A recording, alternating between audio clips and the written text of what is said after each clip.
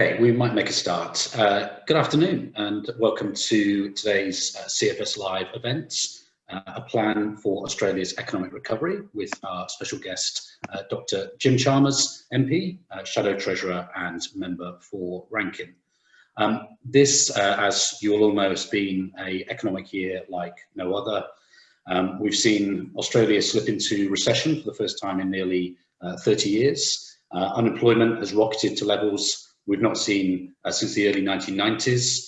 We've seen a financial stimulus plan that dwarfs the measures undertaken during the GFC, a plan that is funded by record levels of borrowing, of course. And yesterday, as we saw, we now have record low interest rates. On top of this, many of the pillars of our economy, such as tourism, higher education and hospitality, have been severely disrupted both in Australia and globally.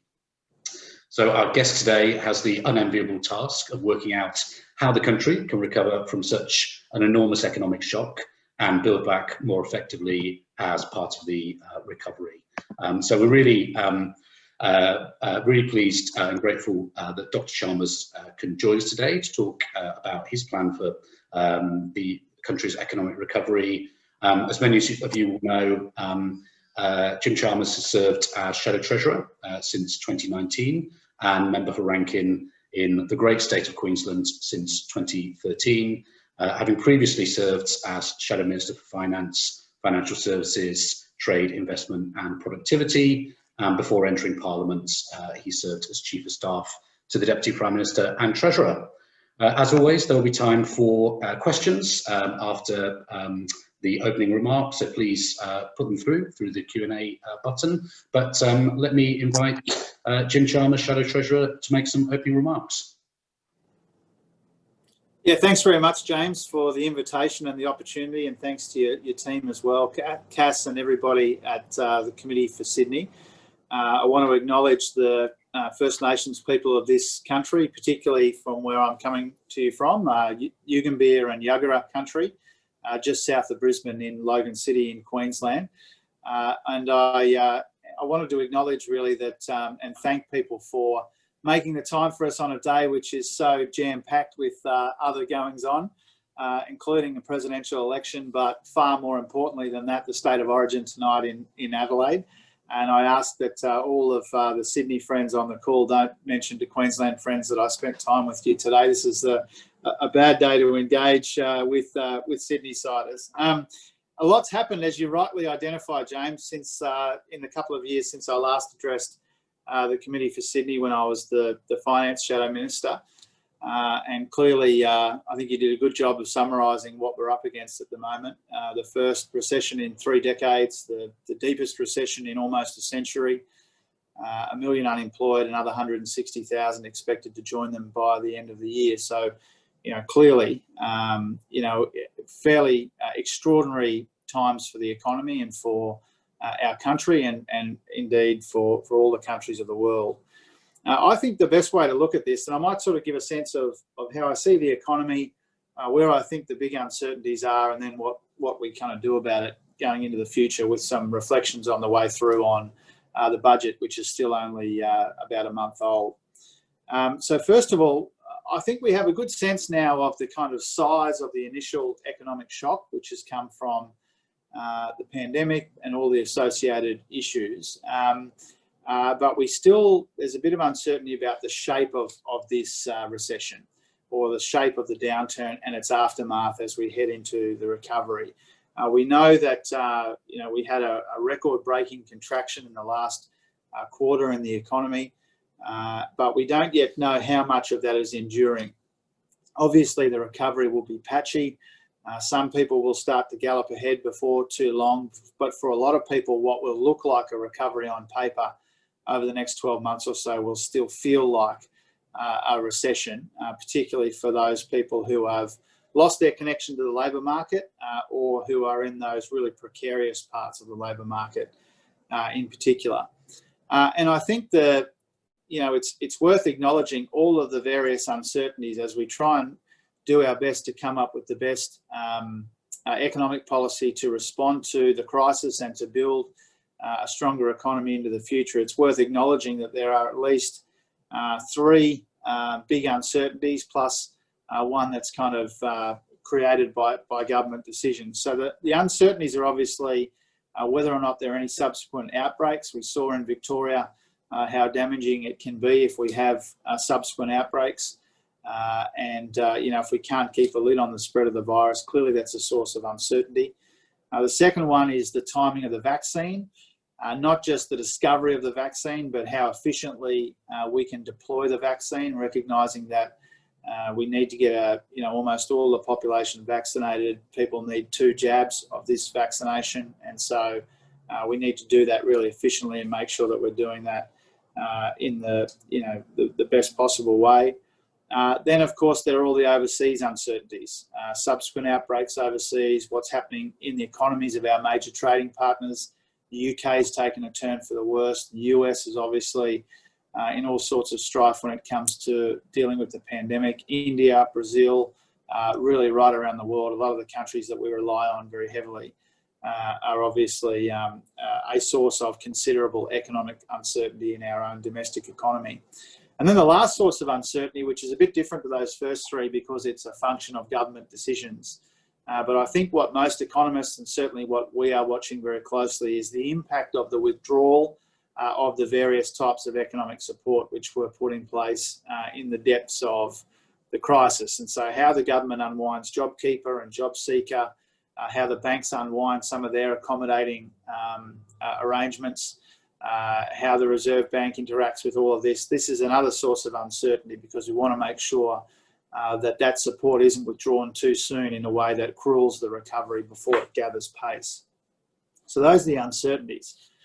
If you think about the things that we do know, obviously, as I said, the recovery will be patchy. Obviously, a lot of the issues that we're dealing with now are not completely new to us. Most of the uncertainty in the economy right now has been familiar to us even before COVID-19, but accelerated and exacerbated by COVID-19. A lot of the issues around insecure work, stagnant wages, lack of business investment, flat productivity, all of these sorts of things are actually issues that we've had for a handful of years, not just the last kind of 6 or 8 months. And so those challenges are familiar to us. We know that they will endure after the crisis if we don't do something about them. And then the other thing that we do know with some certainty from looking at recessions past, from earlier recessions, is that the thing that we should fear most about this recession is the idea that this spike in unemployment becomes a long-term unemployment, particularly when it concentrates in communities, including, frankly, like mine, and also where that unemployment cascades as disadvantage through the generations. And so that kind of labour market scarring in the jargon of the economists is something that we know is a risk, and I think that means there's a responsibility on us to deal with it. So into all of that context came the 2020 budget, delayed until the first week of October. And in our view, and not to be kind of too overly partisan about it, but to try and apply an economic lens to the budget, I think it was a bit of a missed opportunity. And it was a missed opportunity in my view because it recognised the need to spend $100 billion in new initiatives. Obviously, we need the budget to be expansionary, so that's in principle a good thing. Obviously, it racked up $1 trillion in debt for the first time in our history, not expected to peak until it hits $1.7 trillion in debt. And so having spent all of this money, I guess the kind of summary of our position is that we probably should have got more for it, more value for money for it. And we know that it is probably insufficient because even with all of this new spending, unemployment's still going to be too high for too long in the Treasury's assessment. It doesn't get down to pre-COVID levels, even in the 4-year budget horizon at any point. So we think that's troubling. We think having spent all that money, it's unusual to leave people behind. Australian women, people on JobSeeker didn't get the locked-in increase that they are hoping for. It left a lot of key areas out. Social housing is an obvious one, but childcare too, renewable energy and some other important emissions. But I think most importantly, and this is really where I think the most useful conversation we could have today, James, is about, is it told a story about the next 12 or 18 months. But in my view, it missed the opportunity to talk about where we're headed. How do we make the economy stronger and more inclusive and more sustainable after COVID-19 than it was before COVID-19? And to tell people where they fit into that story of the economy as it recovers and as we get ideally to something better into the future. And so I think that's really the part of this that warrants the most attention. For many of the organisations represented on the call, businesses, universities and others, I think that, you know, when organisations like yours sit down to deal with a challenge of this magnitude, it helps to break it up into kind of manageable constituent parts. And in my view, what's happened here is we need to think of responding to this as the kind of initial response, the triage, then how do we kickstart the recovery, and then how do we reimagine the future? So respond, recover, and reimagine. And the budget was really very focused on the respond piece, a little bit on the recover piece, but in my view, insufficiently, and almost silent on the reimagine piece about what the economy looks like into the future. And that's why when we sat down to decide the key components of Anthony Albanese's budget reply speech, what we tried to do is to say, okay, there's a lot of focus on the budget, debt in the budget, new spending on the budget. That's inevitable in budget week. But in our view, you can't fix the budget unless you fix the economy. You can't fix the economy unless you get people into meaningful work. You won't get people into meaningful work unless you do the sorts of things that Anthony was talking about. Boost workforce participation by dealing with childcare, modernising energy transmission so that we can get that cleaner and cheaper energy into the system and get our emissions down. Clearly, there's a need to do something on social housing. It's labour intensive and it builds a lasting benefit for vulnerable people, including in cities like Sydney.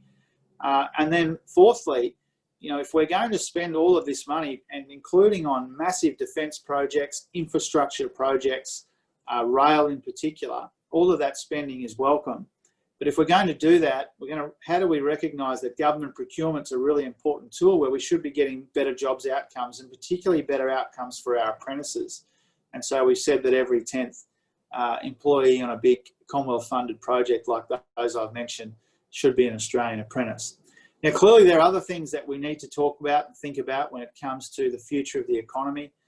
Clearly the commercialisation of our ideas, how we turn our ideas into jobs. Clearly some of the issues around co-investment are important. Clearly the issues around how do we deal with the fact that there will be 10 or 12 or 15 communities in our country who won't recover quickly enough or may not recover at all from this recession. So how do we get the place-based opportunities sorted as well? But we tried to say in the budget reply, here are some immediate priorities. There'll be more that we'll talk about between now and the election. And one of the most important things about that, and I'll finish on this point, James, so that we can have a conversation. But we, in the opposition, we genuinely want to collaborate on these kinds of ideas about what the future looks like, whether it's with organisations like those represented on this call or in other conversations and collaborations. But you know, what we really want to do is to cast a really broad net and try and get the ideas generated in a collaborative way about what the economy can look like after, so that we can make sure we calibrate our policies to try and grab those opportunities of the future as the economy recovers. That's great. Thanks very much, Jim. And certainly we would enthusiastically take up the offer of developing some of those ideas. And I know that a lot of our members would want to do that as well. So now is an opportunity for discussion and questions. So feel free to drop those in via the Q&A button. I just want to start with a question about debt. You talked about the fact that there had been significant borrowing through the latest budget. You were an advisor during the last Labour government through the GFC, where you took a lot of criticisms for the amount of debt that government took out at the time. Do you think that in the current context, it's slightly unfair that the current government isn't being scrutinised more over the levels of debt?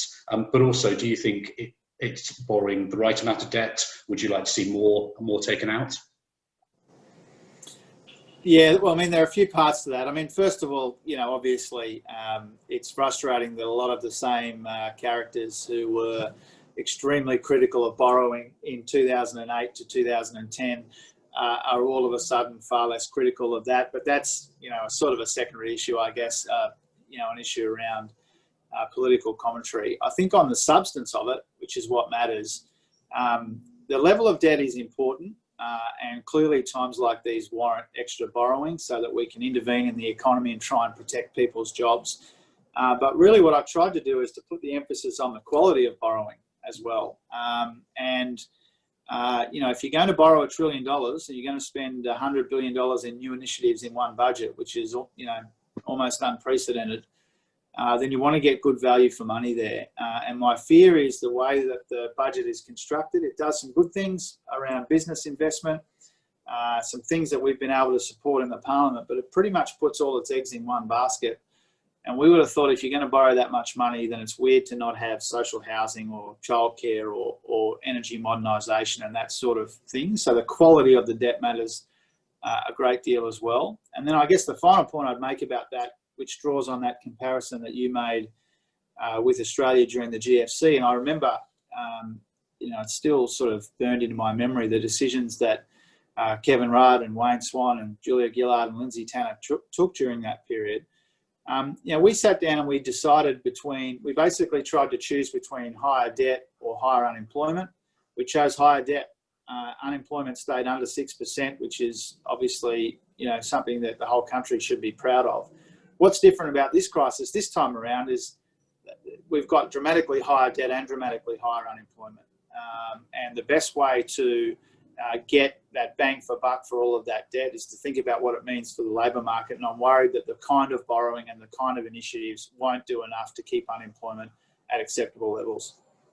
I suppose a follow-up question is the economic narrative and debates pre-COVID was very much around balancing the budget and the importance of a budget surplus. Do you think our national obsession with balancing the budget is gone now post-COVID?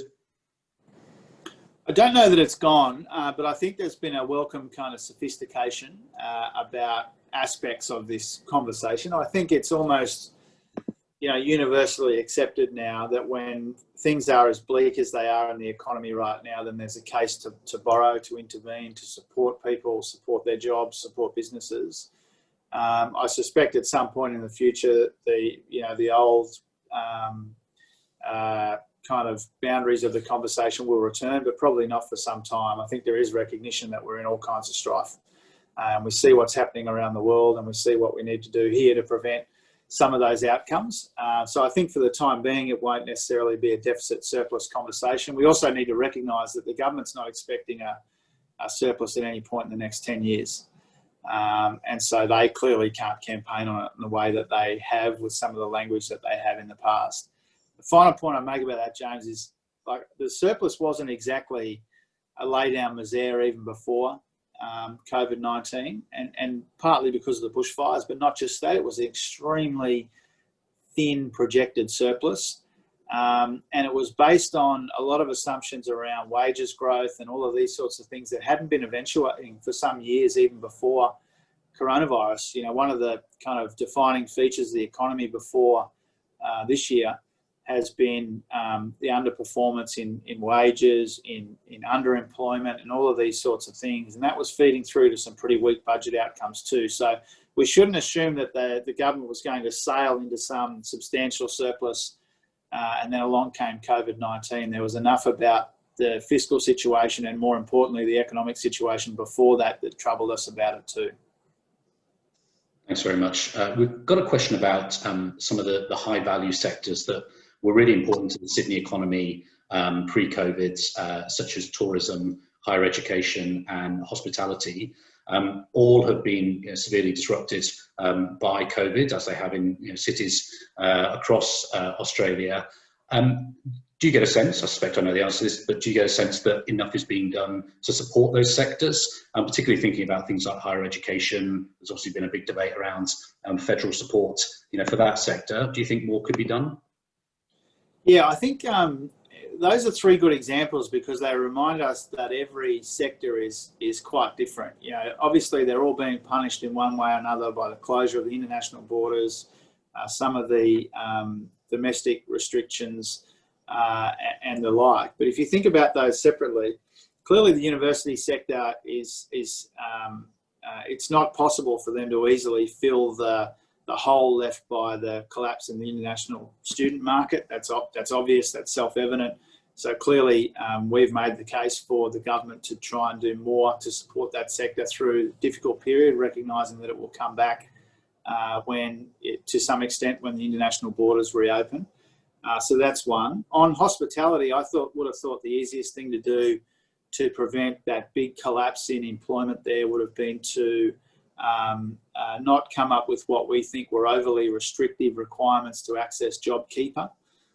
We thought that was one of the mistakes made in the depth of the crisis, to exclude 1 million casual workers, and many of them are in hospitality. We thought that risked, well, certainly meant the unemployment queues were longer, but it also risks some of that long-term unemployment if people are disconnected from work for too long. And then tourism, I think, is one of the most fascinating ones. I spend a lot of time thinking about tourism. I spent a lot of time in regional Queensland the last few months. And tourism is the kind of strangest one of some of these sectors, because if you're in driving distance of one of the big non-Melbourne capitals, if you're near Sydney or you're near Brisbane within 3 or 4 hours of driving, then that market's come back relatively well in large part. But if you're Cairns or something that's heavily reliant on the international border and not within easy driving distance, then you're still in all sorts of trouble. And so the tourism sector is even carved up depending on what part of the sector and what your geographic location is. And so again, it's partly a JobKeeper story. It's partly about actually getting the support out the door that's been announced. It's partly about thinking innovatively about what the future of the international border restrictions look like. But I guess to kind of summarise all of that, it's a good reminder that there's not like one or two switches that we can switch on or off. We deal with all the various weaknesses in the economy. Each sector's got a different set of kind of bespoke challenges, and that means the response needs to be bespoke as well. And again, a related question. Somebody's asking about the resilience of our economy in the context of one thing that COVID has shown up was perhaps a reliance on overseas imports, a lack of domestic manufacturing sector. Do you think that's going to change the way we sort of prioritise sectors within our economy? Oh, I think so. I wouldn't anticipate that all of a sudden, again, we kind of flick a switch and we go from, big growth in services and we kind of abandon that and go back to some earlier model. But clearly there will need to be a rethink about manufacturing. There was already a need to try and work out how we get energy and training and commercialisation right to get into some of that high value added advanced manufacturing even before COVID.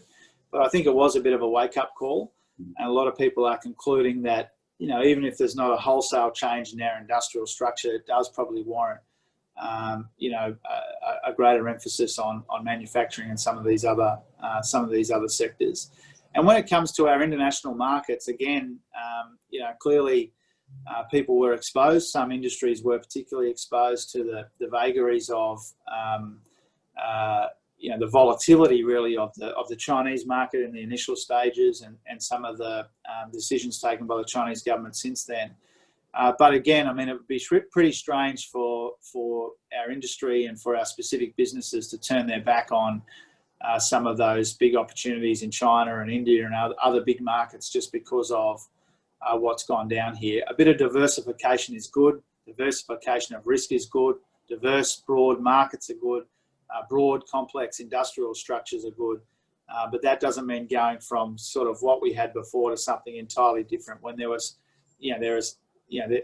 still enough in our industrial structure and our trading relationships that would benefit us for a long time despite COVID. We've had a question that relates to China, and we've seen the stories yesterday about additional tariffs the Chinese government have put on Australian goods. What do you make of it? Is this just saber rattling from the Chinese government, or should we be genuinely concerned about our future trading relationship? It remains to be seen how much of these challenges are enduring. We don't know that yet. It's hard to speculate on that. But in terms of the last few months, I personally find it incredibly concerning. Some of the challenges that have been imposed on our exporters. We saw it with barley. We saw it with other products more recently in the last few days with aquaculture. Clearly that's causing a lot of angst, a lot of anxiety in our industries, and I can understand that and appreciate that. Really, the only way to deal with these issues as they emerge, and people can speculate why they've emerged, but the only way to deal with it is the kind of hard slog of diplomatic engagement, using the usual diplomatic channels to see what we can sort out so that our product, which is among the best in the world across a lot of the areas which are impacted, to make sure that it can get through and service that Chinese market. I think that the handling of that relationship has very real implications for jobs here, and jobs aren't exactly thick on the ground. So we would encourage and support really any government efforts to try and get that right, because there are a lot of worrying decisions being taken, a lot of worrying trends at the moment. We can't let that be an enduring situation. We've got an interesting question about the future of work. I'm assuming you're in the office today, but many of us, including myself, are working from home still. What do you think the impact of the pandemic will be on our work habits? And particularly, do you think there will be an acceleration of things like automation? Do you think there's going to be a future for the old-fashioned ways we used to work in CBDs? And what will be the impact on the tech we use? Yeah. I think there will be an acceleration in automation and some of those technological trends that we've been observing for a while now. I think this recession and the pandemic has kind of forced a lot of those kind of conversations in businesses. And our responsibility at the kind of political level, the policy level, is to make sure that we are training people to keep pace with this technological change as it quickens. That's really one of the most important things that we should be thinking about. In terms of people's work habits, I kind of feel like at the very start there was a novelty to it. People liked probably eating a bit healthier, not having to spend an hour each way on the freeway. There was a lot of upside to working more or less full-time from home, and I think as time wore on, people they missed aspects of working in cities, and so I suspect where that will settle is somewhere in between. Certainly, a lot of the big firms I engage with, they've gone from 5 days in the office to 0 days in the office, and now to 2 or 3 days in the office, and I suspect that's where it will settle, somewhere around that. I think the big challenge there is obviously that will change how CBDs think of themselves. But I really think the big opportunity there is for us to think about what suburban renewal looks like. And for a lot of people in a lot of terrific, beautiful suburbs of this country, the idea of working a couple of days from home, getting some exercise time in, spending more time with the kids, helping with their homework, that's all terrific. But we need to recognise there's a lot of suburbs in this country, commuter suburbs in particular, that aren't especially livable, if we're blunt about it. And if people are going to be there, 4 days a week, 3 days a week in the city, then we've got a responsibility to make suburbs more livable. We need that suburban renewal, that green space, that exercise space, all of those sorts of things. So hopefully the changes in the way we work kind of incentivise that suburban renewal as well as the conversation about what our cities will look like in the future. We have a question about border closures. You're speaking to us from Queensland. I'm speaking to you from New South Wales. At some point, we would love to get back up to Queensland, and of course, we'd love to welcome people from Queensland back into Sydney. Do you get a sense that the border situation will change anytime soon? And do you feel that perhaps the Queensland Premier could have been a bit more lenient?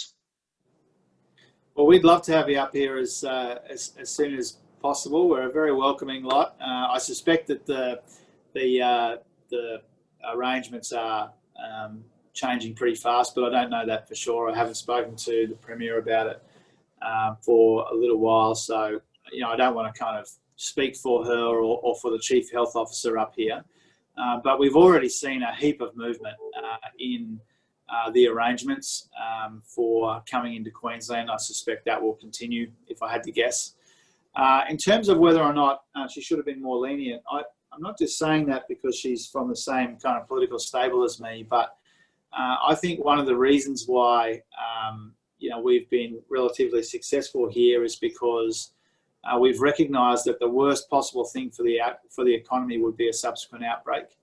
And I think it is good to err on the side of caution and conservatism when it comes to these questions, because we've seen further south what it means when the virus gets out of hand, even for a couple of months. And so I know that the business community, or parts of the business community, would have liked to see things kind of liberalise a bit quicker.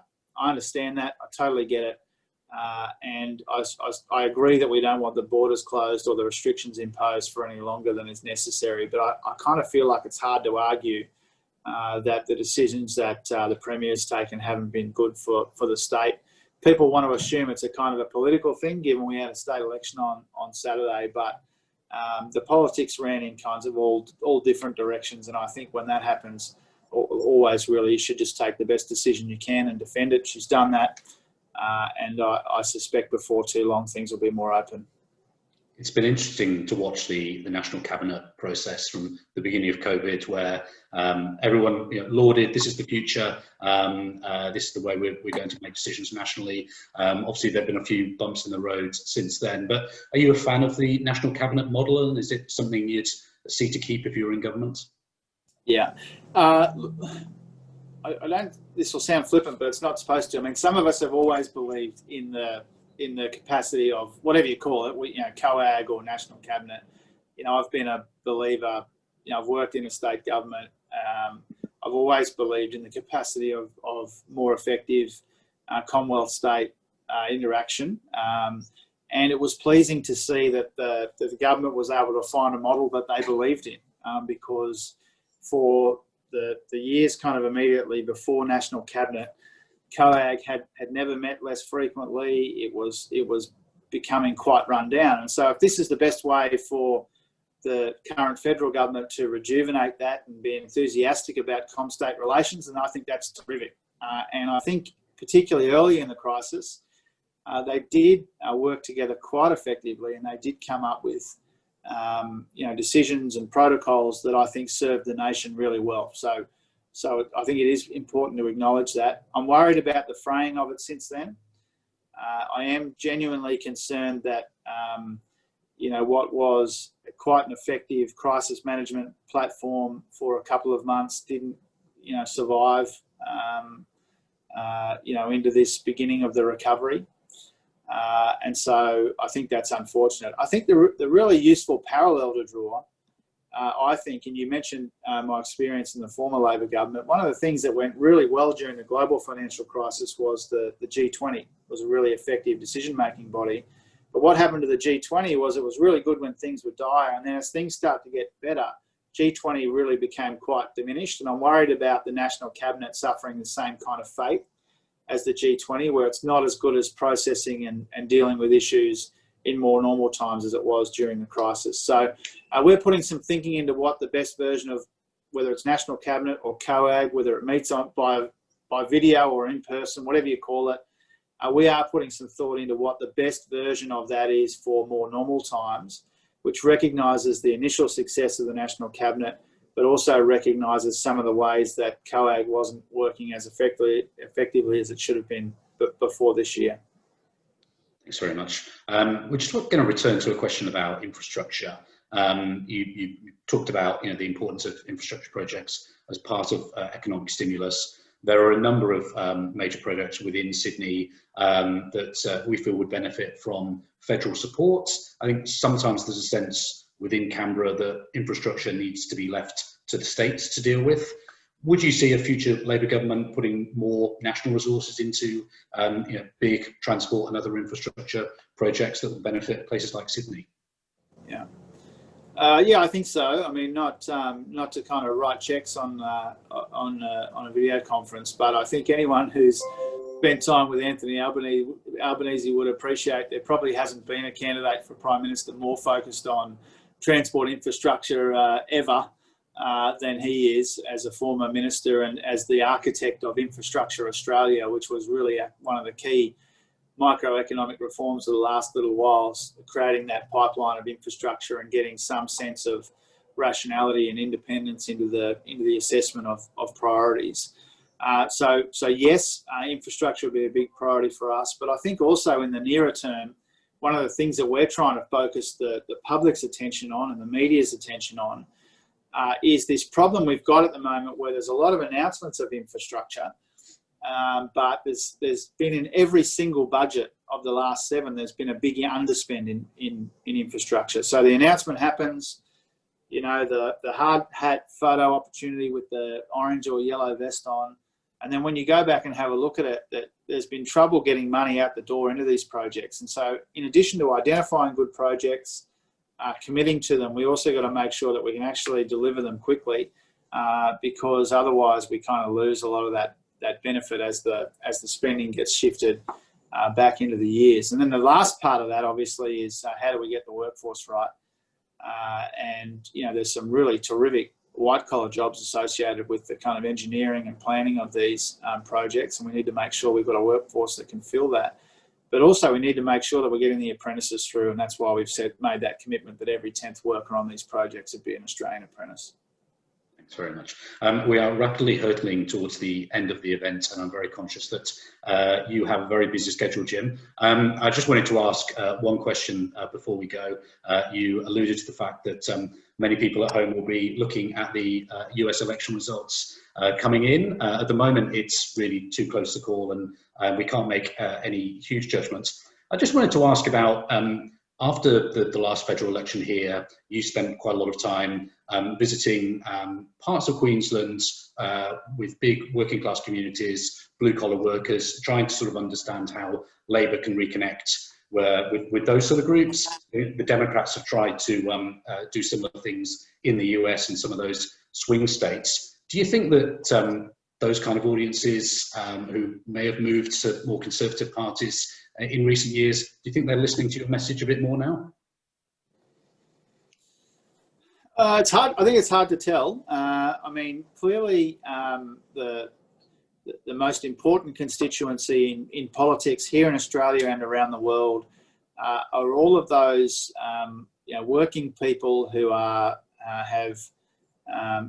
in insecure jobs, have precarious financial situations, and a lot of them around the world have been tempted by the parties of the populist right, and they've been decisive. Those communities have been decisive in elections really for some time now, since the GFC, in democracies around the world. And so they're key for political reasons, but also probably more importantly, they're key for economic reasons. We can't have, you know, strong, inclusive, sustainable economic growth if there's a big portion of our community that's left out and left behind from that, doesn't feel like they've got a slice of the action as the economy grows. And so that's more or less been, that group has more or less been my focus for, you know, the whole time I've been a member of Parliament, and particularly now in this Treasury role. And so I think it's crucial that we get out and about communities like those I've been visiting in regional Queensland, because there are legitimate concerns raised by people in these communities about the future of their jobs